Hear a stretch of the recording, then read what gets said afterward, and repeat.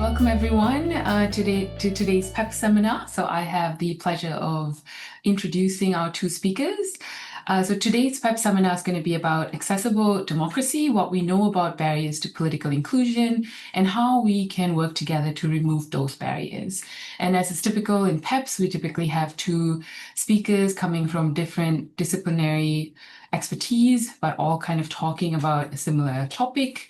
And so we have Dr. Robin Banks, who holds a Bachelor of Laws from the University of New South Wales and a PhD in Law from the University of Tasmania.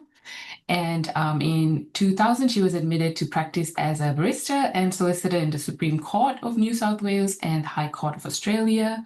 Robin has worked in government, private, and also not-for-profit legal roles, and has been involved in a lot of excellent initiatives, including being involved in a range of human rights advocacy activities, and has a long, rich background particularly in disability rights in particular. And then we hear from Nathan Despott, who leads the Inclusion Design Lab in Melbourne. So this is a center for policy, projects, systemic advocacy, as well as research and project leadership on this topic, and he works with people who have intellectual and cognitive disability and running projects focused on a range of topics, including oral health, LGBTQIA+ inclusion, political inclusion, and a lot more. So he completes his work in a range of interdisciplinary partners from Australian universities and self-advocacy and advocacy organizations, working also with other peak bodies and government agencies. So without further ado, I want to get going with this session. And before we get started, I want to acknowledge that we are on stolen land, and the University of Queensland also acknowledges the traditional owners and their custodianships of the land in which we meet. And from wherever you're tuning in today, I want to pay my respects to ancestors and descendants who continue cultural and spiritual connections to country, to remember that this sovereignty was never ceded and that this always was and will be Aboriginal land. All right, I will stop sharing my screen right now, and we will get the first speaker to share. So we have it in the order of Robin and then Nathan. Are you happy with that? Cool. Okay, so just to get that up, can you see that screen? Yes, perfect. Okay. Thank you so much to the Festival of Democracy and Human Rights and to Nathan for agreeing to join me today, because I think we share a very common cause in promoting awareness of the situation of democratic or barriers to democracy for people with disability. And hopefully we will share some of those with you, but also some of the work that is going on to try and really change the landscape for us in Australia and to some extent overseas. So this is one of the most famous quotes, I think, from John F. Kennedy from his inauguration: "Ask not what your country can do for you, ask what you can do for your country." And it's a call to all of us, I think, to recognise that citizenship is both a right and an obligation. But unfortunately for people with disability, often it is neither. It's treated as something that really doesn't apply fully to people with disability. And that's certainly a situation that, despite lots of advocacy and very effective advocacy over decades, is still unfortunately the case for many people, both here and overseas. So part of the challenge, I think, for all of us is to A, become aware of the situation, and B, think about how we can support the full enjoyment of citizenship and democracy for people with disability. And I use that term, people with disability, very broadly. Nathan will be focused on one particular cohort, but that work is really important, not just for that cohort. So I just want to frame this a little bit in terms of Australian history and the way in which we thought about citizenship or not prior to federation in 1901. So before 1901, people who lived in Australia, some people who lived in Australia, were subjects of the British Crown. And so we had people who were subjects as convicts, so they were subservient to the penal systems. Their lives were entirely controlled in a correctional setting. We had free settlers who had some role in determining what happened in the colonies, so through local arrangements in the colonial parliaments. First Nations people, so Aboriginal people and Torres Strait Islanders, were largely unrecognised in our pre-Federation system, other than as people who were being dispossessed of land, killed, subject to genocides, and seen as a barrier to the full utilisation of the landscape that the invaders found themselves in. There were people who owed allegiance as free settlers, whether they were able to vote in local government or not, but they still owed that allegiance to the British Crown. And the idea then was that the sovereign had obligations of protection and care to those people who were considered their subjects. People were not generally in Australia or in the pre-Australian colonies seen as rights bearers. There's very little of that sense in pre-Federation Australia.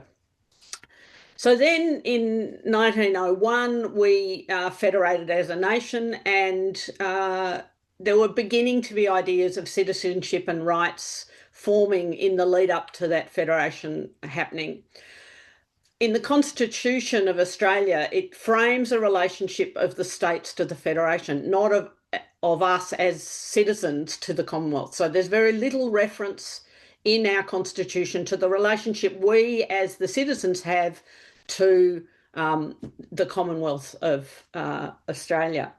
There were attempts made to incorporate some core rights in the Constitution prior to Federation, but those were resisted. So things like the right to equality was on the table, but was rejected by, particularly by Western Australia, which in fact didn't form part of the Federation when it was established, but they were still influential in excluding those core rights.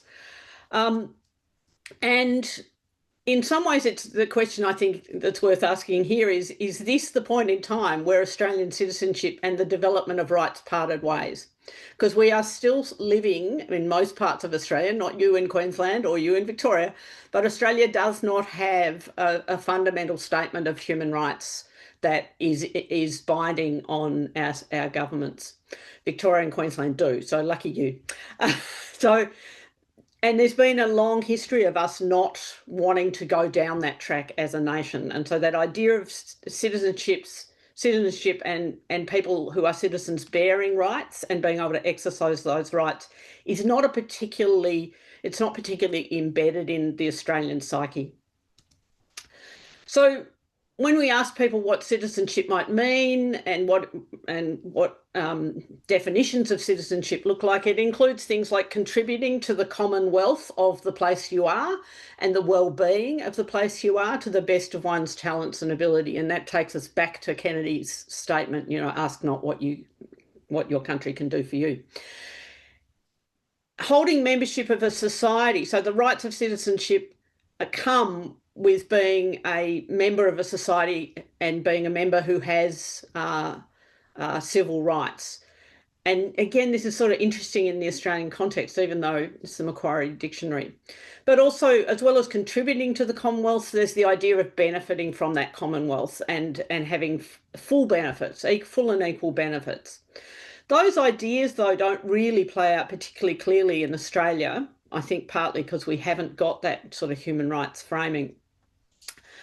And in Australia, and I'll come back to this, but in Australia, we have roles in terms of voting. So as citizens, we have roles in the governance of the nation. We have roles as voters. And in Tasmania, we're about to go to the polls again because of the fall of the government yesterday.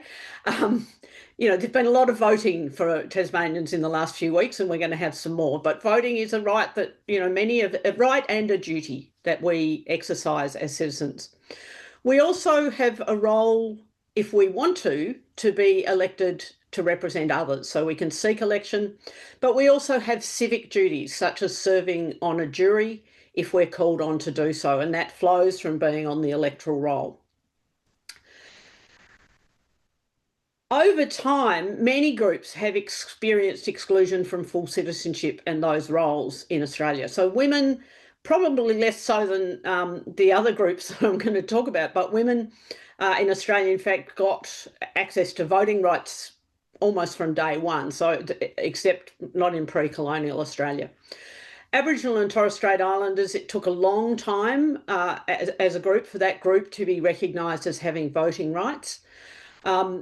There's an exclusion, a continuing exclusion from voting for people of unsound mind, and so that's an active or an express exclusion, but also other disabled people continue to be excluded from those roles in some circumstances passively.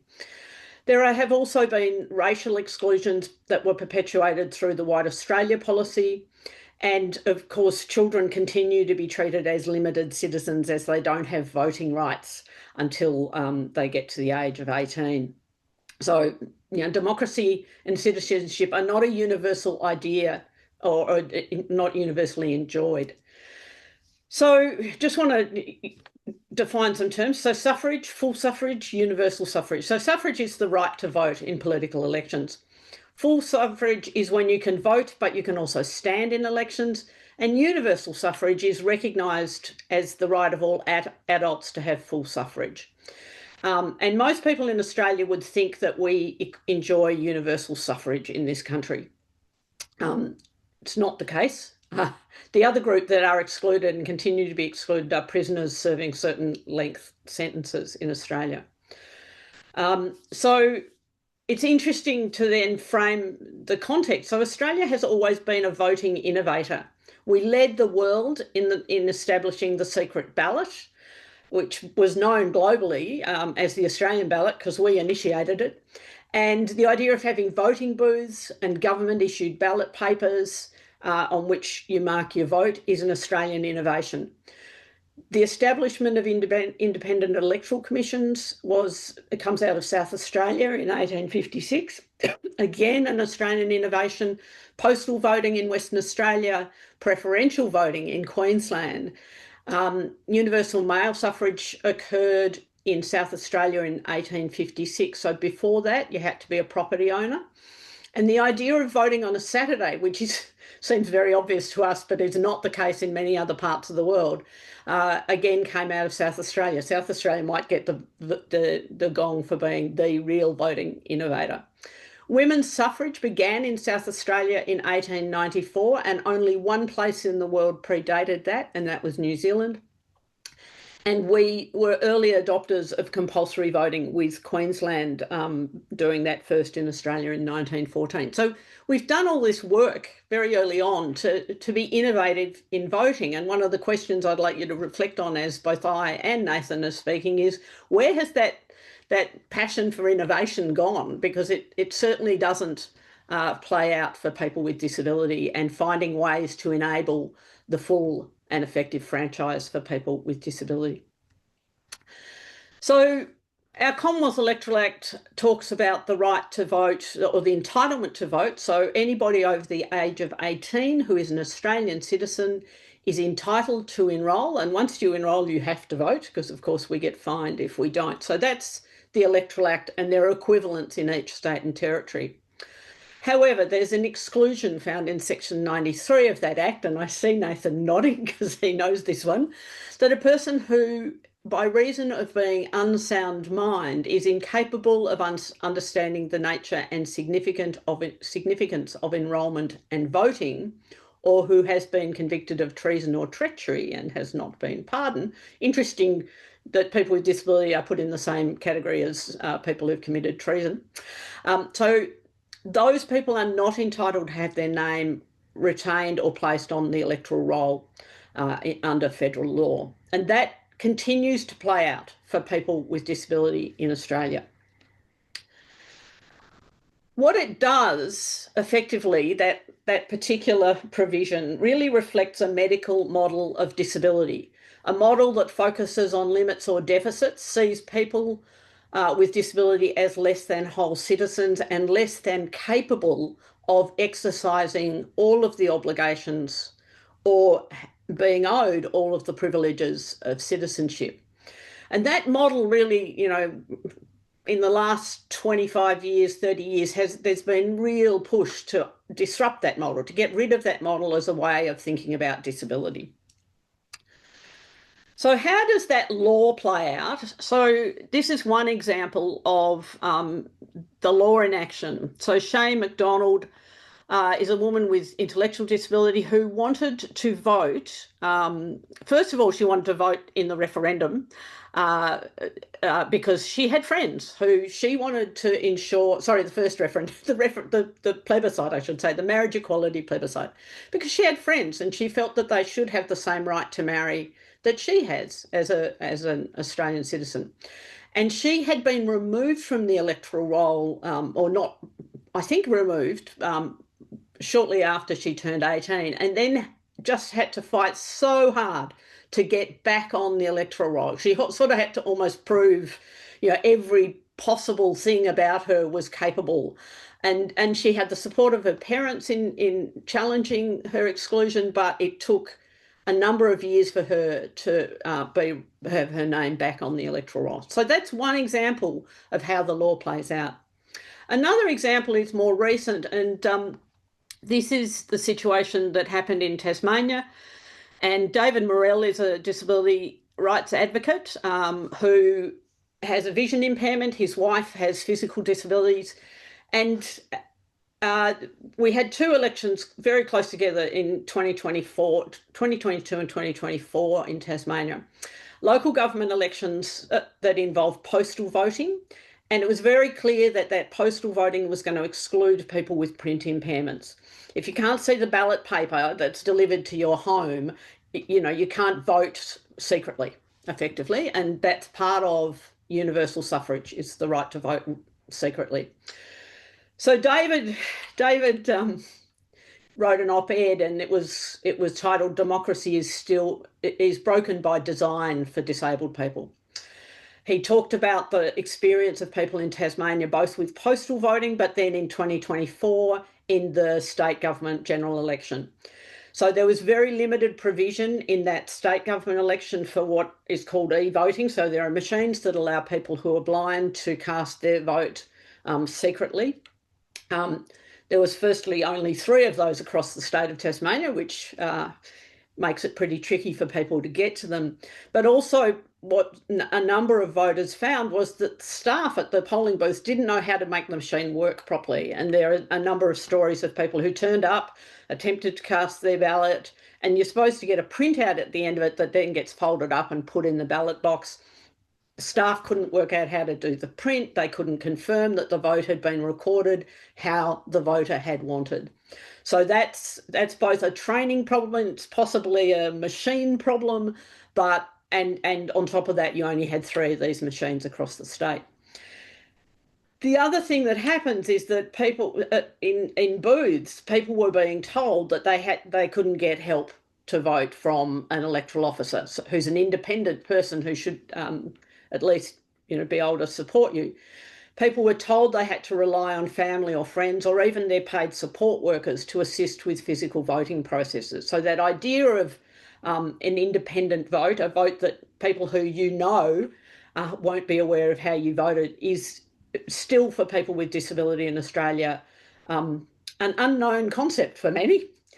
So I want to turn very briefly now to what international human rights law says about this. So going back to 1948 with the sort of framing document, the Universal Declaration of Human Rights, Article 21 says that everyone has the right to take part in the government of his country, excuse the gendered language, directly or through freely chosen representatives, has the right to equal access to public service in their country, so to participate in both employed and in other ways, and that the will of the people shall be the basis of the authority for government, and it's to be expressed in periodic and genuine elections, which shall be by universal and equal suffrage, and she shall be held by secret vote or equivalent free voting procedures. So there's quite a lot of content in there, and that content has translated into the treaty, the International Covenant on Civil and Political Rights, in Article 25. So it's almost word for word. So those are the rights we hold, because Australia is a party to the International Covenant. So it has promised to protect, promote and fulfil those rights for all people in Australia. Interestingly, Jenny Morris is a British academic and woman and disability rights advocate, and she has talked about citizenship after that sort of international covenant work has happened in terms of people with disability. And she identifies three core principles that are really important. So self-determination, autonomy, in decision-making, in how you exercise your rights. The idea of political participation is core, and I know that Nathan will talk about this, which is great.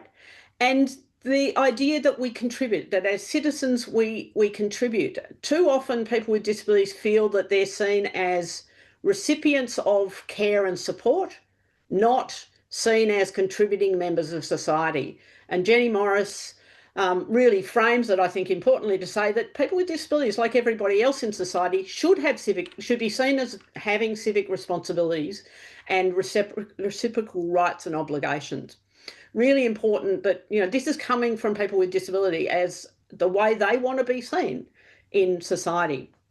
So in 2006, the year after Jenny Morris wrote that piece, we got the Convention on the Rights of Persons with Disabilities. And in Article 3, it frames a set of principles, which often people ignore some of the early stuff in conventions, but this is critical.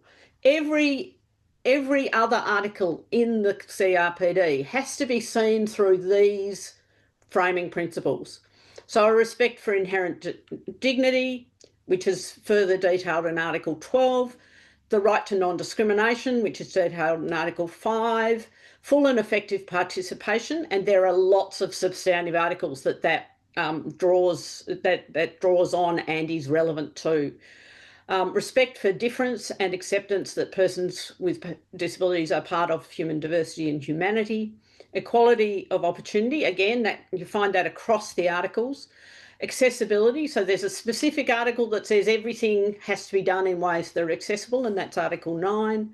The principle of equality between men and women, which is detailed in Article 6, and respect for the evolving capacities of children, and the right of children to preserve their identities, which is found in more detail in Article 7. So that's the overarching principles. Then turning to Article 29, which is the article that sets out participation in political and public life. It requires that countries that are signatories or parties to this convention, which Australia is, will ensure that voting procedures, facilities and materials are appropriate, accessible, easy to understand and use. And I know Nathan's going to talk about that, so I won't go into detail. It requires states to give full and effective protection to the rights of persons with disabilities to be able to vote by secret ballot in elections and in any public referendums without intimidation, to stand for elections, to hold public office and to participate in all sorts of public functions across all levels of government. It requires states to guarantee that people with disabilities can freely express their will as electors, and it specifically says that if needed, that includes the right to having a person of your choice assist you with voting. Now, ideally, you don't have to do that, but sometimes that will be the case. It requires the promotion of participation with disabilities free from discrimination and on an equal basis with others in political and public life. And states are required to encourage people to participate in public affairs through non-government organisations and associations within political parties and at all levels of disability representative organisations. So it's a very richly articulated right in the Convention. And the Convention allows people to complain when they believe Australia has breached their rights. And Fiona Given is a disability rights advocate and lawyer from New South Wales, a woman I used to work with. She made a complaint in 2018 because she had she made a complaint much earlier than that. I suspect it was 2014. The decision is 2018. Fiona has cerebral palsy. She sought to vote in the 2013 federal election. She went, as we all do, to the polling booth and she sought assistance. And the presiding officer told her that she was too busy to assist. It's an obligation on polling booth officers to assist people if they need it, but the presiding officer said they were too busy, and she was told she had to rely on her own personal care attendant, who is a person she knows and who she may not want, probably quite understandably, to disclose her vote to, something I never have to do when I vote. As I said, Fiona complained under the convention that she'd been denied her right to a secret ballot in breach of that article, and Australia was found to have breached that article, but also a number of others around things like accessibility and information access and other things. So this is not a unique story. Australia has, there've been a number of complaints about core citizenship rights where Australia has failed to uphold them for people with disability. And I just want to draw on some commentary from a couple of people with disability. And one of them is Lynn Davis, who's a blind woman who lives in Sydney. And she wrote on citizenship and disability back in 1999. And she frames citizenship in this way. And then in that chapter goes into much more detail about the experience of citizenship. So fundamentally, citizenship is a way of conceptualising the relationship between the individual and the social, especially the state. And as such may be viewed as potentially significant in that it provides a basis for the ways in which individuals can understand their relationship to the generalised other, form their ideas regarding expectations and entitlements, and organise in concert with others to act strategically and politically. Further, it provides the framework of assumptions within which social policy, including legislation, is constituted. So I think that's a rich and useful way of thinking about what it is that people with disabilities are seeking to be part of. And then if you think about experiencing barriers to that, how much that would affect every aspect of your day-to-day life. Just want to turn very briefly, and then I'm going to hand over to what our government says are our citizenship privileges.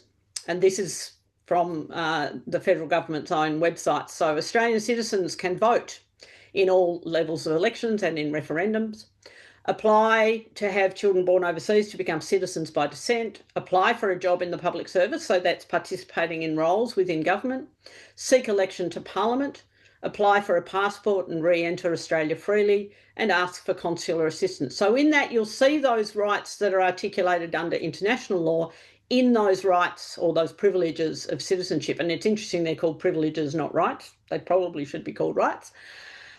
Then it talks about responsibilities. So we have a responsibility as citizens to obey the law, to vote, so it's a right and an obligation, to defend Australia should the need arise, and to serve on jury duty if called on to do so. So that's part of that public service piece in the international law.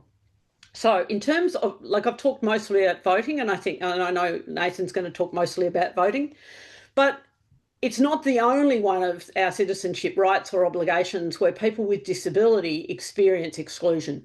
Many people with disability have been excluded from jury service based on, firstly, assumptions about their capacity. So I've had arguments with courts about, well, why wouldn't you have a blind person on a jury? And they say, well, they won't be able to see the evidence. It's like, well, you're presuming everybody else understands the evidence that's presented. And sometimes it's better not to be able to see what people look like in court. As psychologists would know, there's some pretty significant issues about how juries form their views. There have been cases where people have been excluded by physical barriers. So the jury box isn't accessible, the court isn't accessible, the jury deliberation room isn't accessible. There is a very significant case that went all the way to the High Court in relation to a refusal to allow a deaf woman to serve on a jury because the court wouldn't permit her to have a sign language interpreter because they said it'd make a 13th person in the jury room. That issue has been also taken to the UN under the CRPD, and Australia has repeatedly been found to be in breach of the convention in relation to the refusal to allow sign language interpreters. So jury service, something that many people don't want to do, but is part of our citizenship rights and obligations, is excluded for many people with disability. And I guess the other and final thing I'm going to say is that, of course, there's about 22% of Australians who identify as having disability. There is one federal MP that I'm aware of who identifies as having disability. That is definitely not 22% of our federal parliament. And if you took a survey of the whole of the Australian representatives in parliaments, you would find that people with disabilities are severely underrepresented and are certainly not being encouraged by political parties to become part of that process. There's active work going on to encourage women and other minority groups, but people with disabilities are just not, I think, in contemplation at this stage. And I think that's something we need to be challenging our political parties to really shift their thinking on. That's me done. Thank you for the opportunity, and that's my contact details, and I'll hand back to Hema. Thank you so much, Robin. That was an amazing introduction to the topic for someone who, is kind of outside this area. And as a reminder for the format that I should have mentioned before, we will have a bit of a twist to a regular seminar series. So Robin has spoken, and next Nathan will speak, and then we'll put them on the spot to speak to each other. So it's a bit of a dyadic format, and then will be followed by a question and answer. But if you do have questions and reactions, comments, feel free to post in the chat for now, and we'll get to it later. All right, Nathan, you're up next. Would you like to share your slides if you have slides? Cool. It says that you have started screen sharing, but double click to enter full screen. Oh, here it is. Awesome. Thank you. Awesome. Thanks, Well, Nathan. I'm so sorry about that. Thank you so much for your patience. So yeah, first, as with earlier, I'd like to acknowledge, Inclusion Melbourne acknowledges the traditional owners of the lands across which we meet today and where I'm coming from, the Wurundjeri and Bunurong people, as well as the traditional owners of the various lands from which you're all joining us today, and acknowledge that sovereignty was never ceded. And we pay our respects to elders past and present and any First Nations people who may be joining us today or watching the recording. So thank you for the introduction.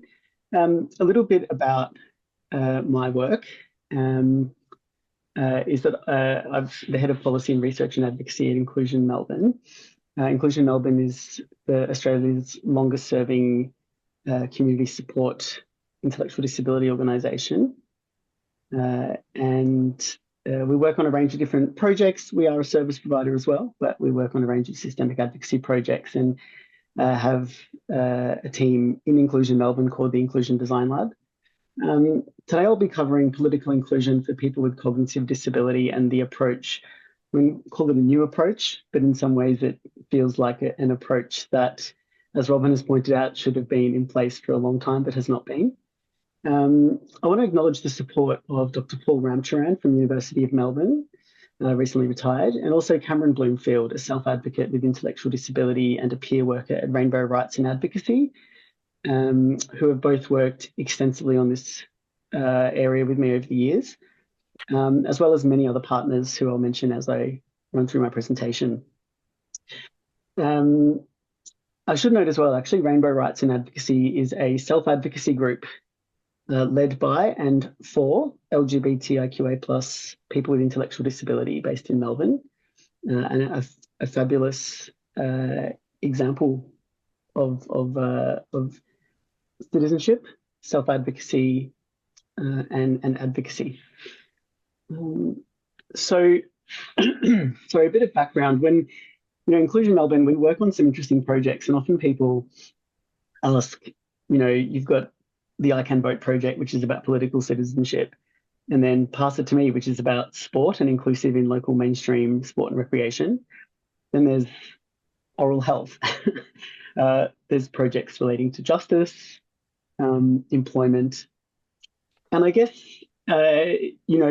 from those of us in the intellectual disability research and advocacy world, this idea of citizenship or full citizenship, it all kind of tracks, I guess. But maybe for those from the outside, it's important to think about what are the key similarities, I guess, between these. I'll run through some of the conceptual similarities, but even just from a risk level or from understanding some of the more raw issues behind these.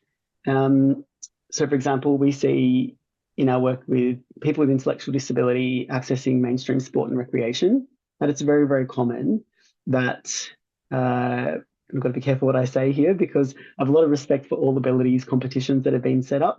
But often we'll see people where they've sort of been automatically, I guess, moved towards all abilities competitions rather than there being some work done to work out if maybe mainstream competition is an option for some people with intellectual disability. Huge complex area to think through. Lots of opportunities for folks to be offended in the conversation about this kind of thing.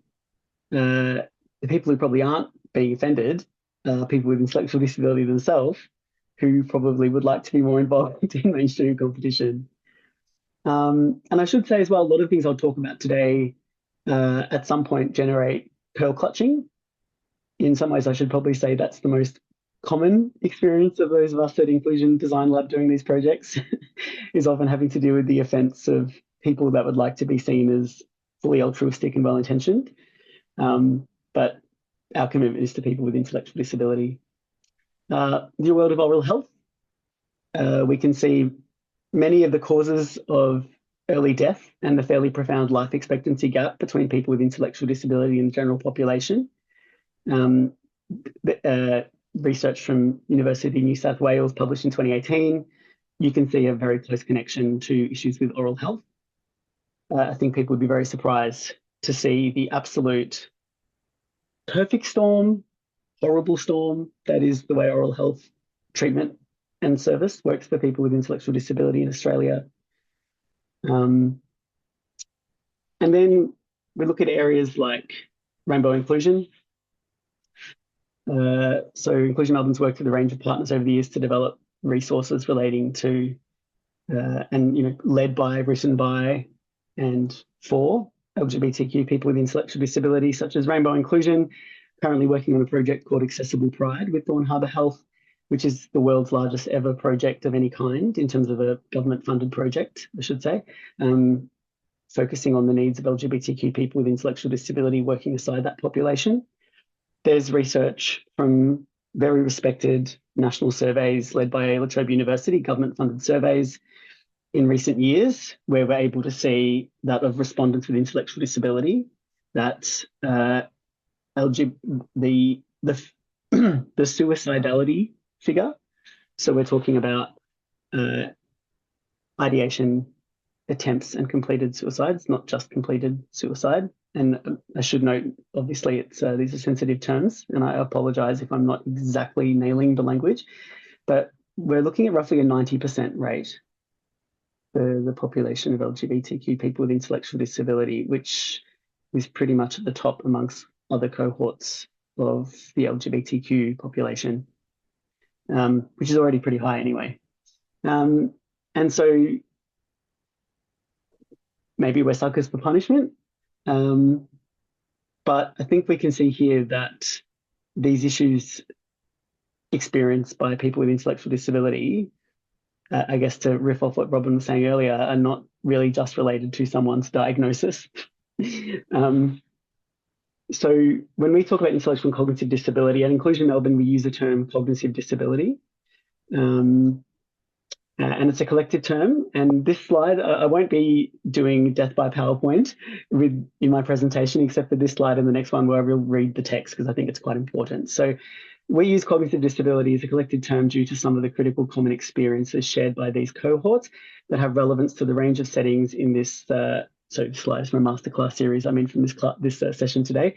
These populations are, for example, regularly subject to assumptions or exclusion on the basis of perceived mental capacity, as in other people's perception of mental capacity, substantially more likely to be subject to guardianship arrangements than other members of the population, often reliant on the support of other people to participate in community activities, often viewed as disqualified, sometimes automatically, from activities and duties that reflect full citizenship or adulthood, including political inclusion, voting, sex and relations, expressing LGBTIQA+ identity, and parenthood.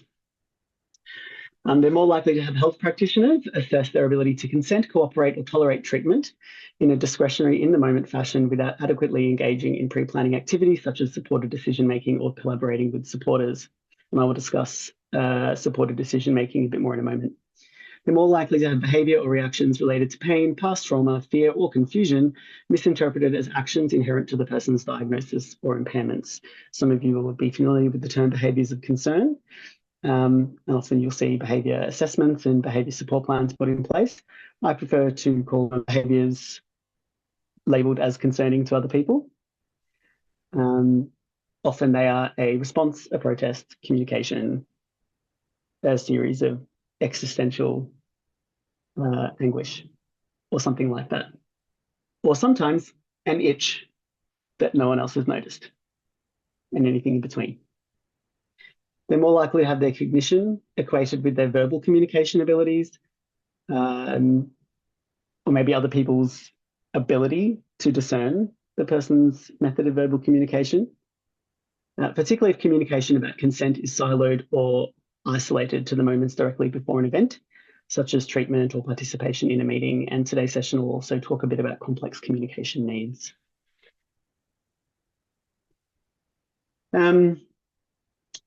Back to this idea of citizenship, and I'm using crude terms here, these generalizations. The little bar graph figures on this diagram are not necessarily specific to each of the domains of citizenship that I've got at the bottom of the screen, but they're for a purpose that I'll demonstrate. And I guess if I was going to crudely summarize years, decades of research, hundreds of papers across many universities, want to pay homage to amazing work from academics in Galway, in Belfast, Vancouver, people we work with in Melbourne. There's this emerging understanding that when we talk about domains of life for people with intellectual disability, often in planning, NDIS processes, support planning, we'll think of domains as including things like health, well-being, home life, education, employment, those kinds of things, all very important.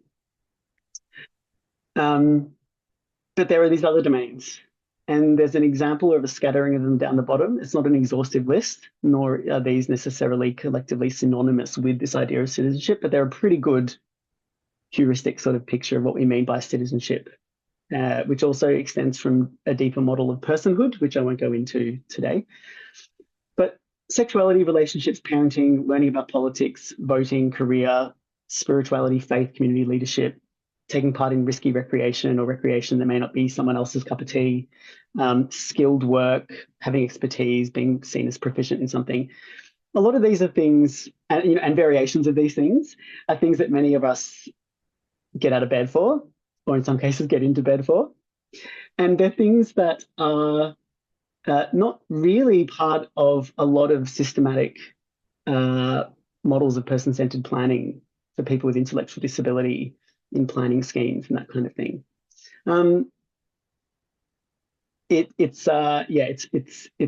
There's so much more I could say, but the main point is that for many of us who are perceived as having capacity, there's sort of like an automatic entrusting of capacity. It's sort of at a deeper, it's on the sort of level of theory around social contract and that kind of thing. It's sort of really quite this understanding. It's part of our liberty, really. And we have potential to thrive in those areas, or not thrive, or not even engage with some of those domains of life. But for people with intellectual and cognitive disability, because of this sense of monitoring of assessment, other people's view of of capacity, other people's assessment of their capacity, there are these guarded or suppressed versions of these things. So, and I warn you, some of the things I'm going to say now will be pretty difficult to hear. I'm probably a little bit desensitized in some ways, but, there are people who are, we mentioned Shay McDonough, who was taken off the electoral roll. There are people who have been forcibly sterilised, usually women, where there might have been a resistance to that person having a sex life. And then maybe supporters or guardians or family members or other people have decided, well, okay, they can have sex, but they can't have children. There's infantilization of people's spirituality or political views, which is strange because the level of trauma and control that so many people with intellectual disability experience in, quote unquote, the system means that they're probably at the mercy of government policy more than many of us in other ways.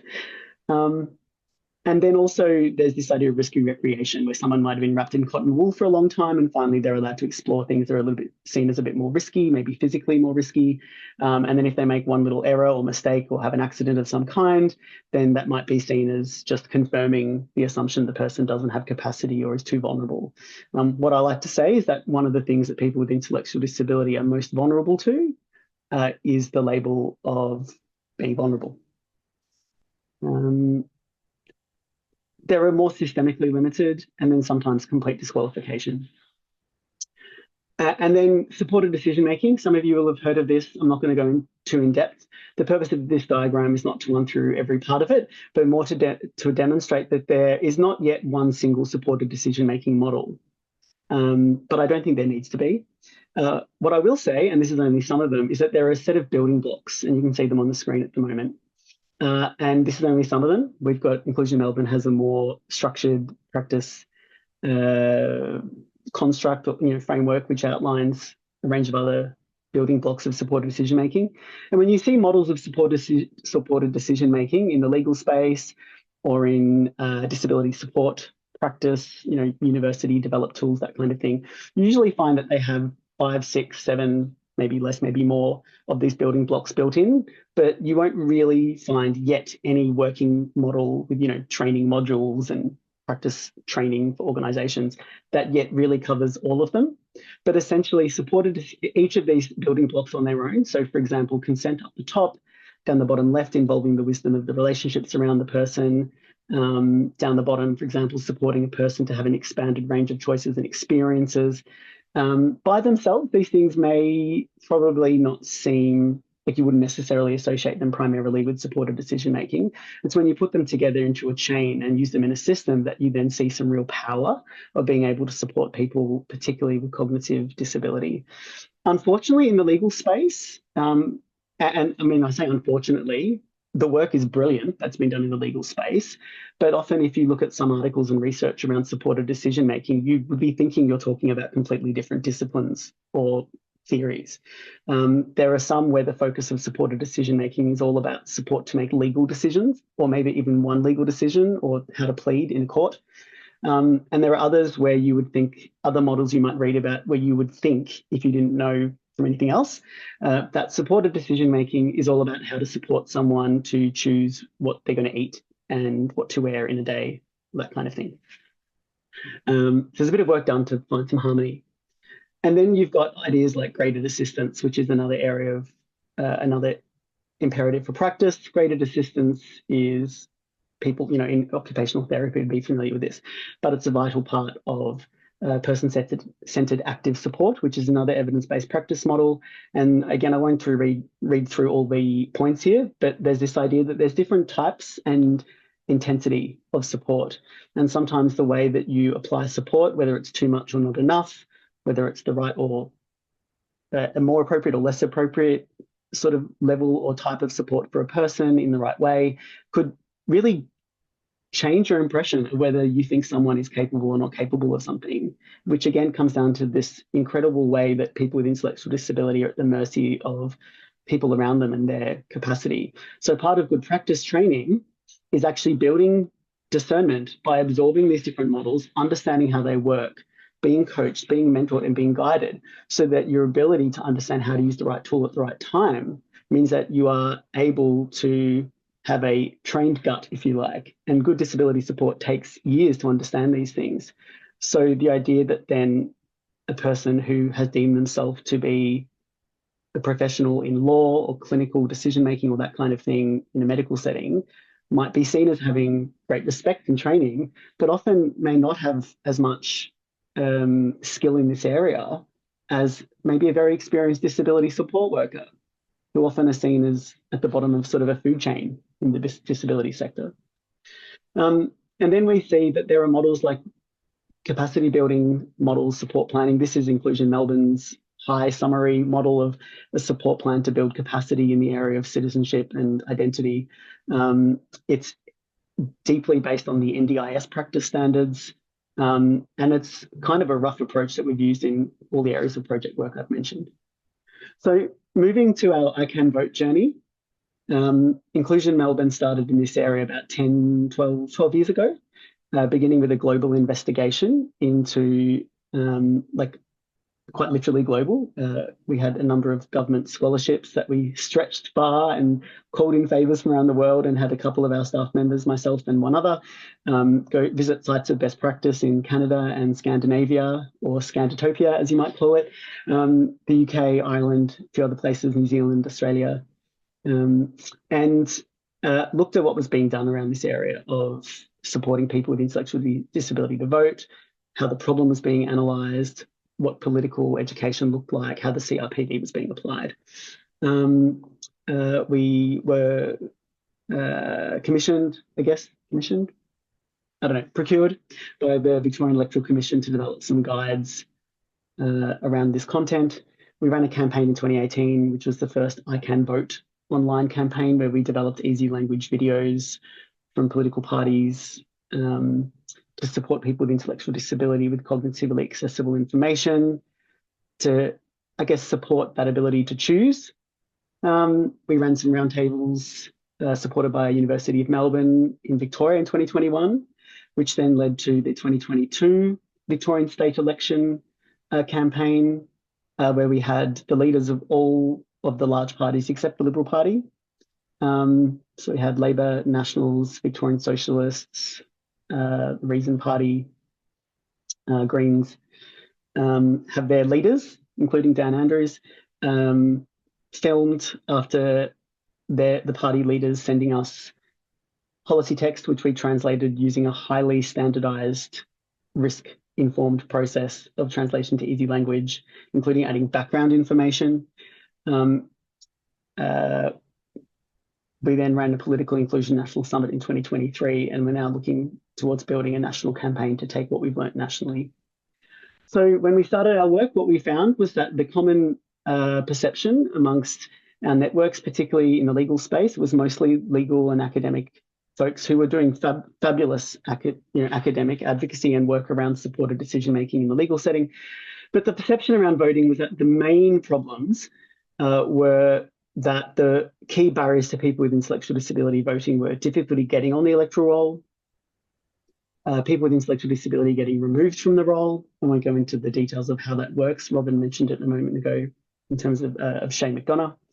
Words in the laws about voting, or laws about the electoral acts, I should say, that say that some people have an unsound mind, or a person with an unsound mind is someone who can't understand the nature or significance of voting. And voters with intellectual disability not understanding what to do on election day or how to fill out a ballot paper.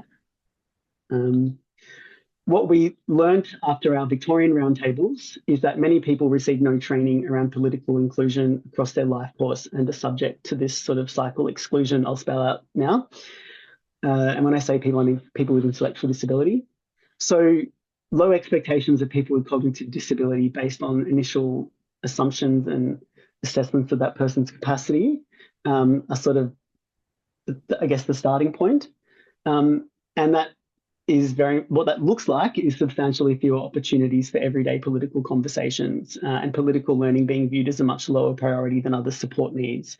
The focus on habilitation, literacy and numeracy, some more basic social skills are all very important, but it just means that many people with intellectual disability that we worked with in our project and that we have over many of the sub-projects over the years have never really been invited into what we would call a normative experience of political conversation, socially, with family, with friends, that kind of thing.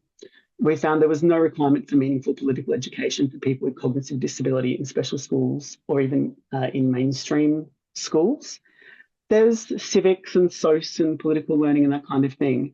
But this idea of deeply supporting someone to be on a journey of even understanding in easy language some of the foundational assumptions and political ideologies that often are very deeply wired into many of us in the general population, but maybe had never really been discussed or explained with people with intellectual disability. No meaningful practice guidance for teachers, supporters, NDIS providers, etc., regarding addressing the substantial lack of inclusion in political communication and learning for this population. Substantial hesitation on the part of support workers and carers due to concerns about partiality, lack of their own political knowledge, and a fear of undue influence or a fear of being seen to be exploiting or manipulating a person with intellectual disability. But this isn't helpful if most of the people in your life around you are paid workers, and unfortunately is the case for many people with intellectual disability, which means that the vast bulk of people in your life have a little thing in their head, which is like risk, risk, risk, avoid risk, avoid risk, can't have this conversation, can't be seen to have this conversation, can't even have a little off the cuff comment about what you thought of the election on TV the other day. That's a problem. And then the appearance of the lack of ability to understand political ideas, the lack of engagement with real world politics, and the view that supporting people with cognitive disability to vote will damage our democracy because maybe people who don't understand will therefore, pollute the results. It sort of creates this vicious cycle. And a lot of the stuff I've just mentioned here is also in bits and pieces attested in literature that we've gathered over the years in various lit reviews. So in 2016 and 17, as I mentioned, we developed these reports for the VEC. We developed a guide called Electoral Inclusion. It looks pretty raw now, but it sort of outlined some of these issues and did a mapping of different campaigns and strategies used around the world. Then there was the I Can Vote publication itself, which was a guide for supporters. It's a dual read guide, so the information on the left is in plain language for supporters, and the information on the right is in easy language for people with intellectual disability.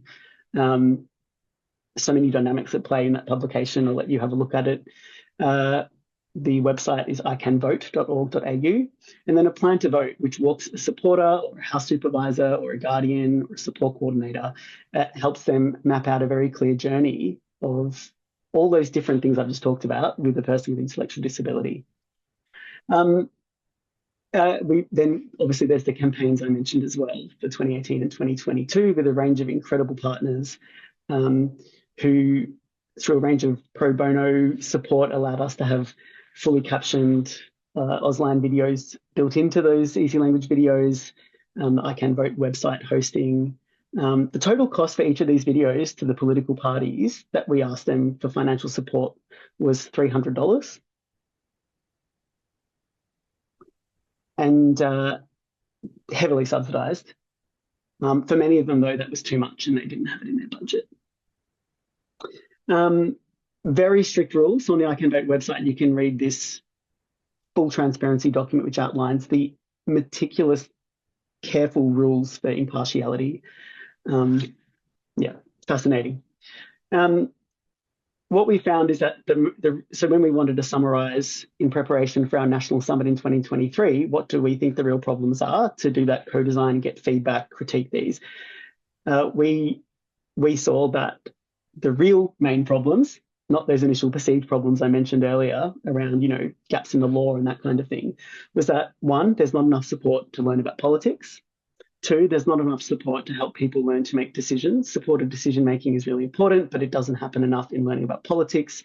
Victoria and other states have already affirmed that supported decision making is a model that it is worthy of statutory affirmation, and it's featured in word in our law and now in many other policies relating to the NDIS. So why are we not, as a country, leaning our weight on it when it comes to political inclusion and enfranchisement? Three, too many people think that people with intellectual disability just can't learn about politics and voting. Four, political culture is not cognitively inclusive. People use jargon and don't explain things properly. Many people with ID don't have enough background knowledge. Even if you did translate someone's policy statement into easy language in a direct sort of translation, where's all the background information that you need to help explain what those ideas mean, even if they are translated into easy language?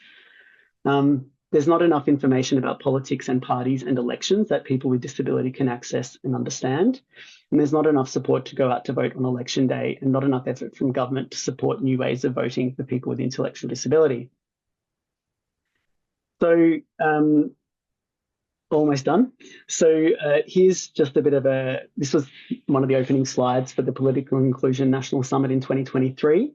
You can see an amazing array of partners there: Inclusion Australia, Valid, Microboards Australia, Aruma, Deakin, Carers Australia. It was quite incredible. We had speakers from international partners in Sweden and the UK and Canada, and Australian Electoral Commission, Australian Human Rights Commission, and also the Victorian Equal Opportunity and Human Rights Commissioner, Ro Allen, which was fabulous.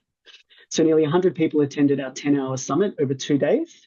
Half the presenters were people with intellectual disability, people with complex communication, like very complex communication needs, people who had mild intellectual disability, people with acquired brain injury, stories of circles of support, just incredible, incredible stories.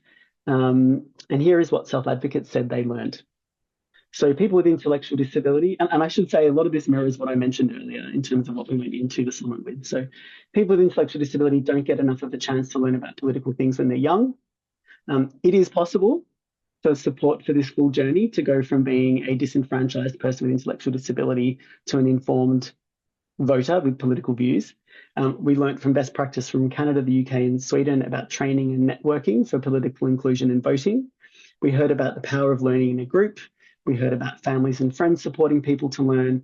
We heard about circles of support or microboards as good types of support and how they help people learn about politics and consider a range of views in an impartial way.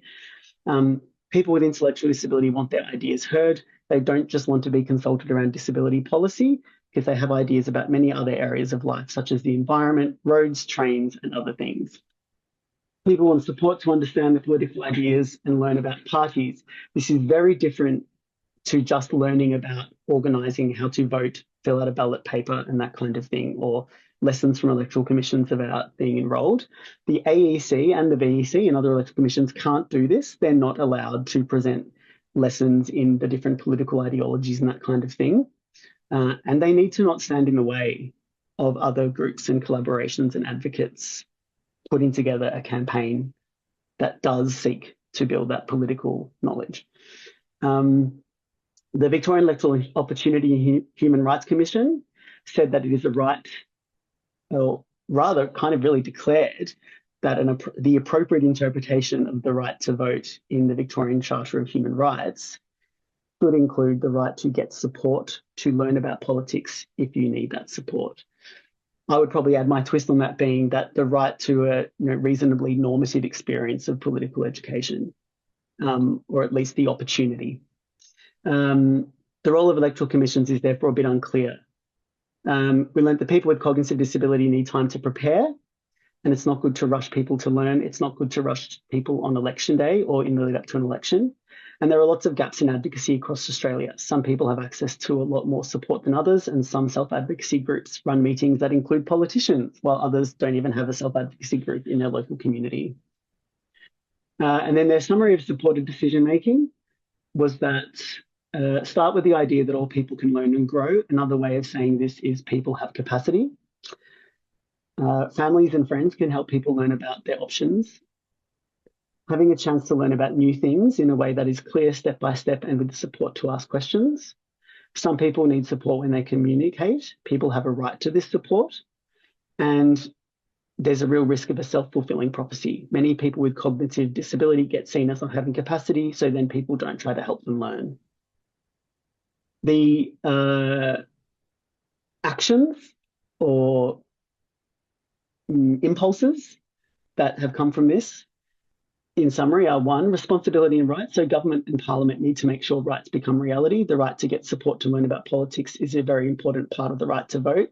In particular, what was noticed is that there is no current body that feels comfortable holding this right of enfranchisement, because when you're talking about holding political information and translating that information into easy language and having some sort of process for guiding people to learn about various ideologies, a body even the party or parties that are in government in some ways have a partiality. So legislating some sort of campaign around this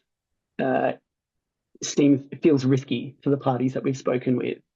I'd say it hasn't even been thought through deeply enough. Electoral commissions get seen as holding this area of enfranchisement, but as I said, can't actually engage with some of the core subject matter and content that needs to be part of this enfranchisement process. And so we found that the Electoral Matters Committee in Victoria and equivalent bodies actually are probably one of the best spaces to balance some of this risk. But then often, as we know, they change through terms of government, the composition changes, so you've got to re-educate. We were about to have a meeting with the Victorian Electoral Matters Committee in late 2022 before the Victorian election, planned an amazing presentation, had prepped all the members of parliament from the different parties who were in the committee in Victoria. And then the day before that happened, the Queen died. So the meeting was cancelled, and then the committee was dispersed, and then we had the election and had to start from scratch. So I won't read through all of this information, but yeah, clever ways to learn about politics exist. Support for political inclusion needs to be better. People with cognitive disability have a voice and want to use it. And it's important for there to be political information that's easy to understand and access. Some final thoughts. So you can see there an image, a little screenshot from the I Can Vote website of Shay McDonough sharing her story in easy language and her journey. So she's been a powerful advocate throughout this process over the years. And on the right is an initial diagram from some of the early work of breaking down what are the steps of political citizenship. So very rudimentary, but it has been a helpful tool in our communication about this. So step one, building self-awareness of political citizenship and agency. And step two, awareness of local politics and political issues. And I guess 1 and 2 are sort of these general areas of building agency and capacity building that I guess we see as a good focus for supporting people with intellectual disability. And I should say these have been co-designed with people with intellectual disability. But, for many people with intellectual disability, I use this story a lot, but the example of someone I met years ago who in this process learnt as well that he was able to ask his support worker to turn the hot water tap down in the morning during his shower because he'd been getting burnt for years and didn't realize that he could have a different outcome. So when you find these gaps in agency at that level, it sort of makes you realize, okay, well, we're talking about agency at these more civic levels. But we also felt as well that you don't necessarily need to have, like a person doesn't need to have, I mean, this is going to sound terrible, they don't need to have agency at all those foundational levels necessarily to still have a sense of political agency as well. So it's not necessarily a linear thing. But I think it's an important model to understand that there are some surprising gaps in agency and understanding of rights at some spaces in a person's understanding of themselves and the world and their position in the world that might sometimes be very difficult for us to grasp when we've had a normative experience of our development. And then anyway, you can see that they're mapped against the CRPD. So then 3, 4, and 5 are sort of more like an episodic experience. So enrolling to vote, determination of voting preferences, and then voting by ballot. A lot of focus around voting education for people with intellectual disabilities probably is sort of 3 and 5, and that's sort of it. But you can see that there's CRPD articles attached to these. So it's not just about Article 29, which is the right to vote, but the Convention on the Rights of Persons with Disabilities involves education and that kind of thing. And so the last slide, just some closing points, is on the right. You can see a copy of the letter, the screenshot of the letter from the Victorian Human Rights Commission. Nice little choreographed piece of communication affirming this more broader interpretation. I'm pretty proud as punch of that letter, actually. A lot of work to get to the point to have this confidently written around the fact that the right to vote must be seen as including the right to have the adequate support and supported decision-making to vote. Which then leads me to that top point, so decision-making capacity. A lot of you watching this probably don't know much about this, but if you look at the NDIS supported decision-making policy, you'll notice that it explicitly notes that it's grounded in the Australian Law Reform Commission's decision-making principles. If you read those decision-making principles, it's a bit of a wet sock to the face, I tell you. It really creates such a high bar. The idea of declaring or determining that another person doesn't have capacity, or she be seen as not having the capacity to vote. To get to that decision, you have to acquit so many different, not acquit, that's the wrong word. You have to have demonstrated that you have tried an inordinate number of processes, techniques, elements of supported decision-making to get to that point. We are not living up to that bar as a country. We are not. I wish I could do a whole session on those decision-making principles, but obviously we don't have time. And then, as I mentioned earlier, we have the Guardianship Administration Act. We have a category in Victoria, and it's emerging in discussions in other states and territories. We have a category of supportive power of attorney now. Even if for some reason there is this idea there's a need for guardianship. The next point I want to bring is that there is, I guess, a problematic influence, and I mentioned it earlier, is that there is a substantive sense of perceived risk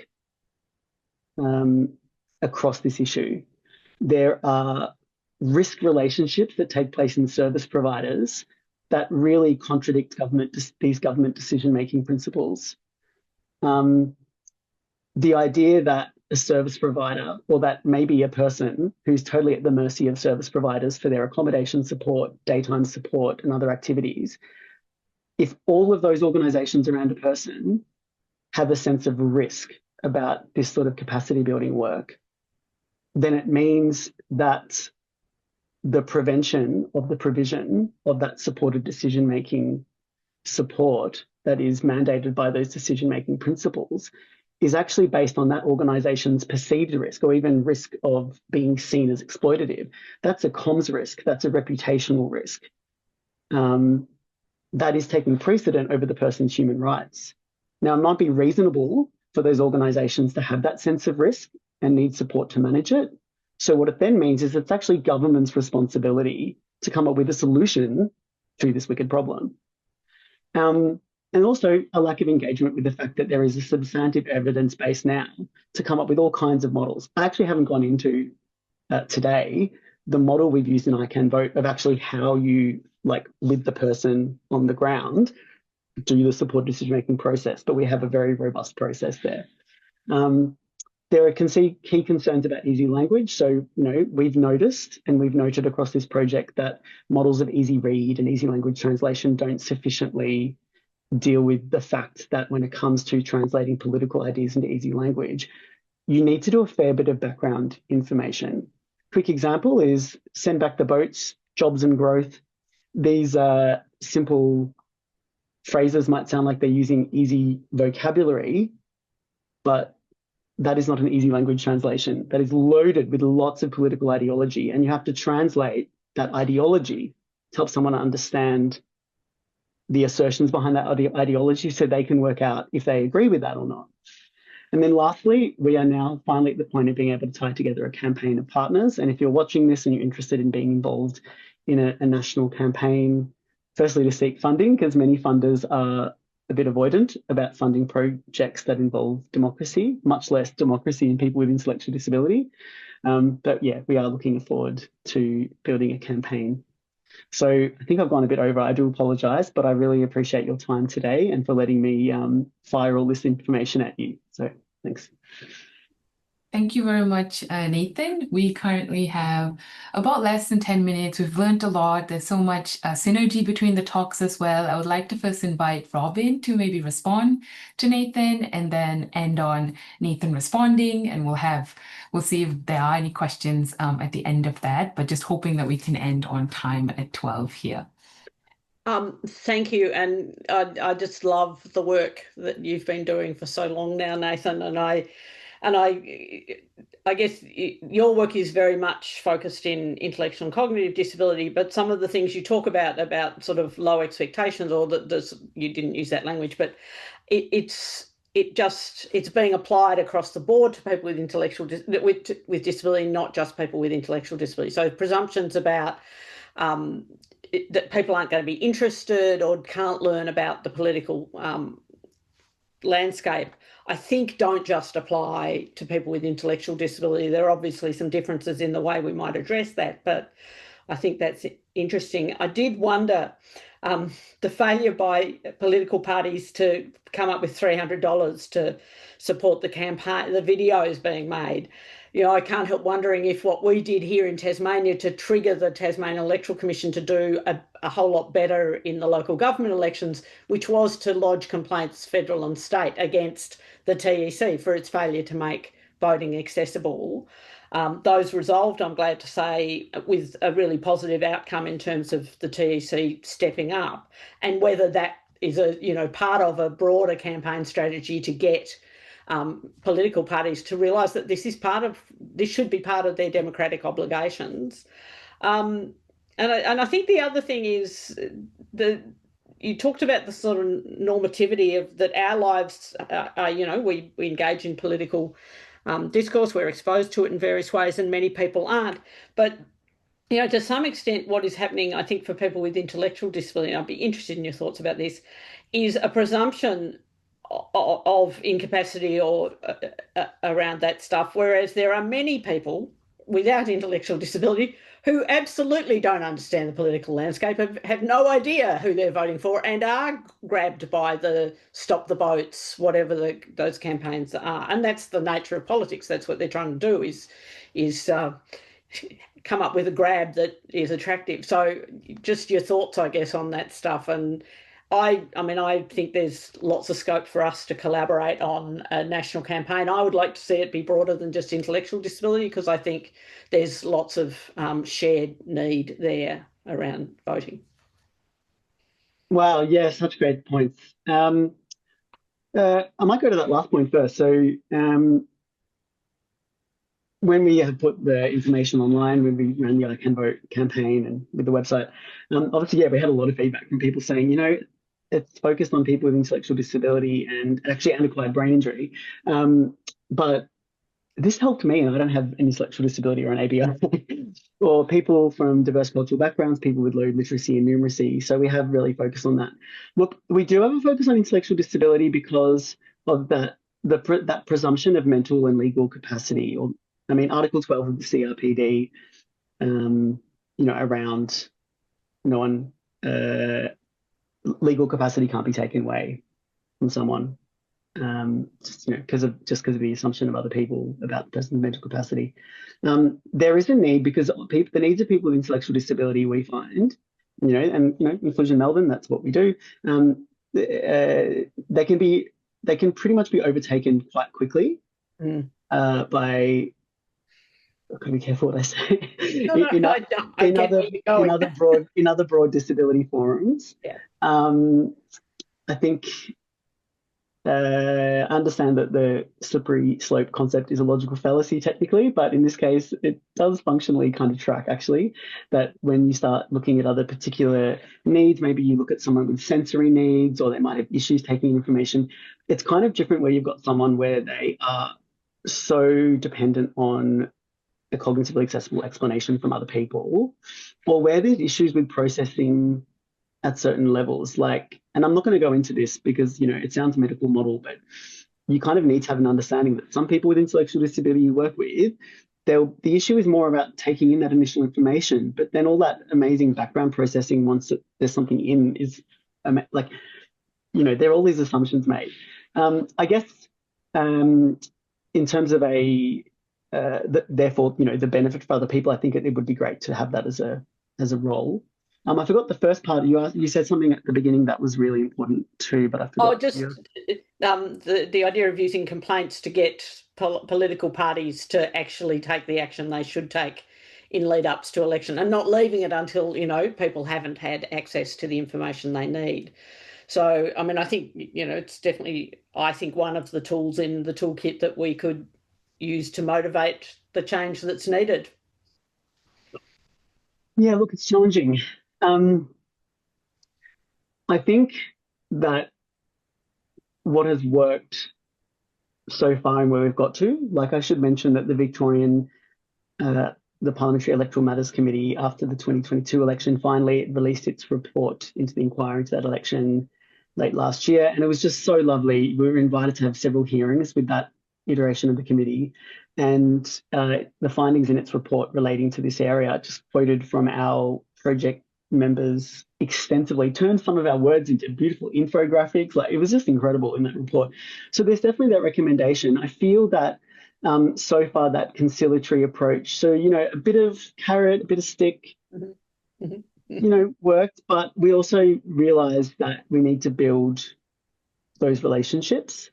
And, you know, something that was suggested by one member of parliament was pushing for a parliamentary motion around this, at least in Victoria, using it as a starting point. So, you know, we're not against the idea of making those sorts of complaints, but at the same time, you know, our experience with systemic advocacy in this space is that things can get people can get indignant, a lot of pearl clutching. So, you know, but, you know, everyone's got their approach, hey? Yeah.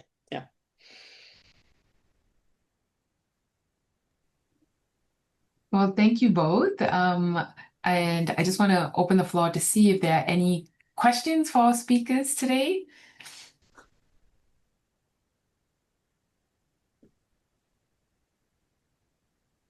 Okay, I have a quick question. So in psychology, when we think about stigma, we often think about hidden and visible stigmas. And so I was just wondering, in both of your work, how that has come up. So some disabilities could be a bit more hidden, some are quite visible. And so is that kind of a factor that plays into this, how they might exercise their right to citizenship and how other people perceive them, and kind of the advocacy work around that?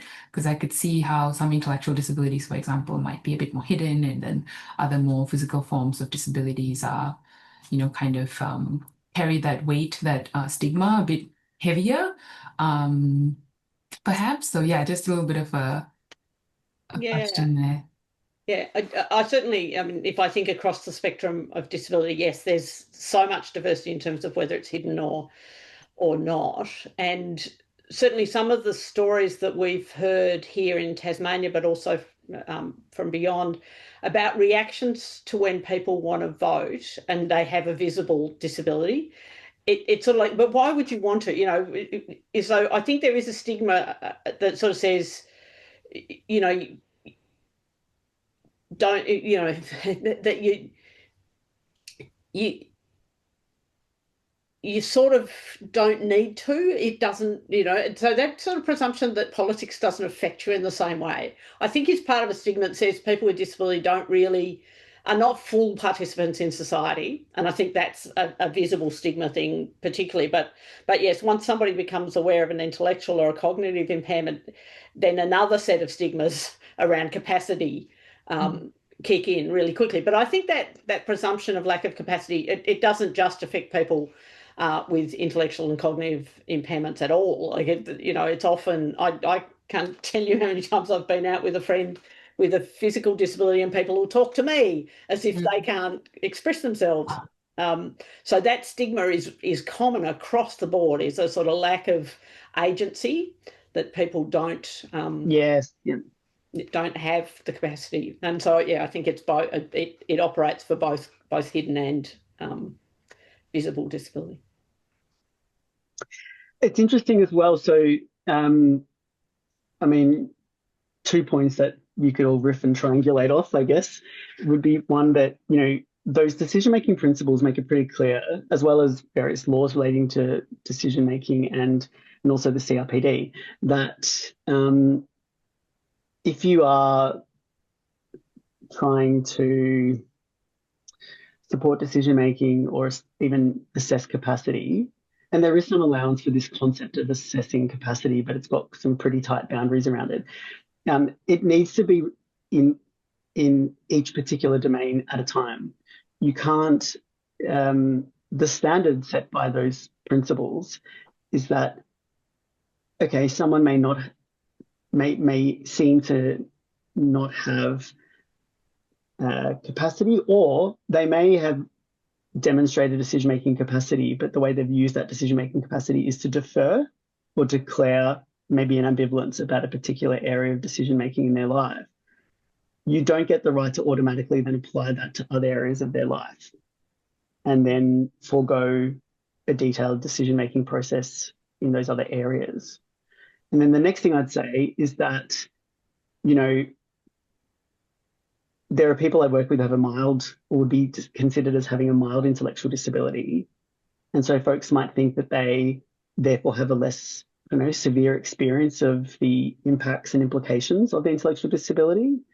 But actually, many people with mild intellectual disability might therefore be seen as not needing particular support in an area, but when they're thrown into a bunch of complex systems, have really poor outcomes because they don't have that support.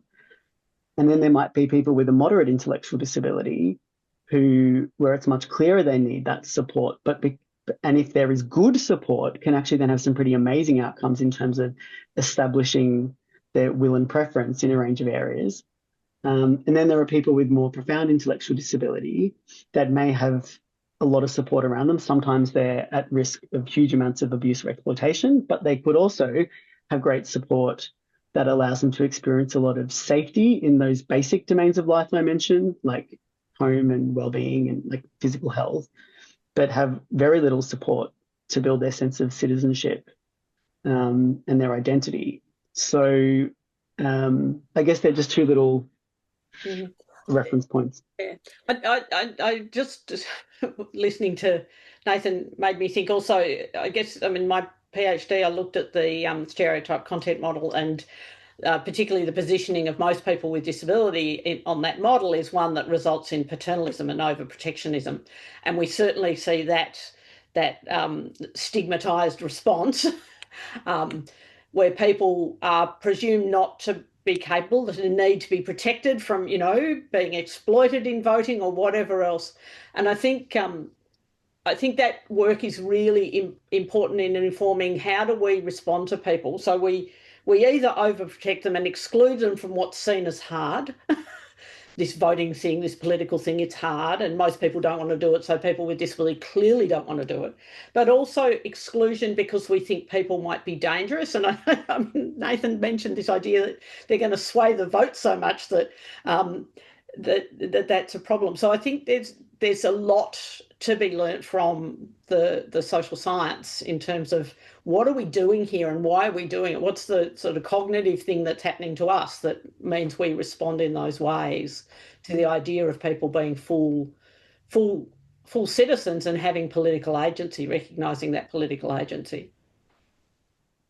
I mean, one more thing, I'll just throw a little problem in though, and this is me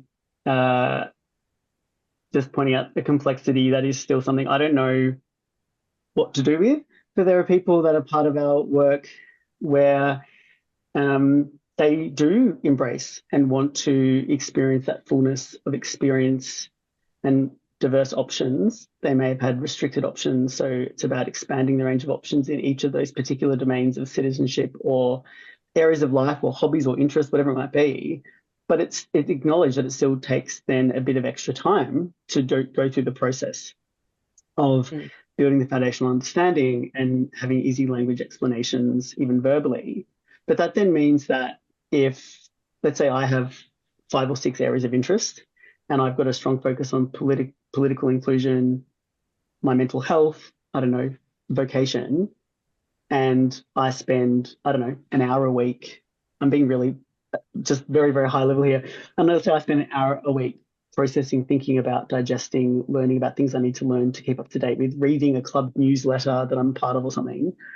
But a person with intellectual disability or someone with, needs a bit more support, needs, say, 2 or 2.5 hours to keep up to date, then what does that mean? Does it mean that a person's life is then just filled with constantly having things explained?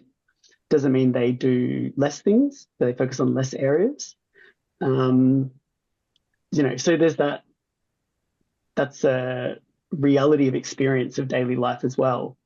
But I guess the fact that even the stuff that we're talking about now seems so I don't know, like embryonic in terms of conversation in public life in Australia. That's also interesting, isn't it? So yeah.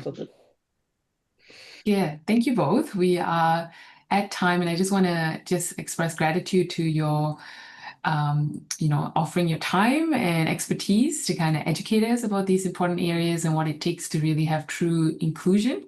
I think that, yeah, as you both rightly point out, there's a long way to go, and this is often a topic that we overlook when we consider inclusion in the political sphere. So yeah, it'd be very valuable to have your recordings on the Social Change Lab website, which will be up after this. And yeah, just thank you both so much for your time. Thank you, Hema. Thank you. Thank you. Have a good rest of your day. You too. Bye. Bye.